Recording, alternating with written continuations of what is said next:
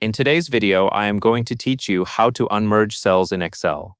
If you have a worksheet with merged cells and you need to separate them again, Excel makes the process very simple. I will walk you through it clearly so you can follow along on your own screen. To begin, open your Excel file and find the merged cell that you want to separate. Once you have located it, click directly on that merged cell to select it. This is important because Excel needs to know exactly which merged area you want to change before you use the Unmerge option. After the cell is selected, move your attention to the top menu bar in Excel. This is where you will find the main tools used to format and organize your spreadsheet. From there, click on the Home tab. The Home tab contains many of the most common formatting controls, including the option used for merging and unmerging cells.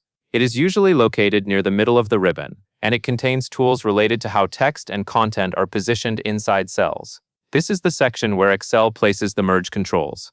In the alignment area, find the Merge and Center button. If a cell has been merged, this is the same feature that was originally used to combine those cells into one. Next to the button, you will see a small downward arrow. Click that arrow to open the drop-down menu. This menu shows a few different merge-related options, so take a moment to make sure you choose the correct one. From the drop-down list, click Unmerge Cells. As soon as you do that, Excel will separate the merged cell back into individual cells. If there was text inside the merged cell, keep in mind that Excel will usually place the content into the upper left cell of the newly unmerged area. That is helpful to remember if you need to adjust the layout afterward. That is really all you need to do.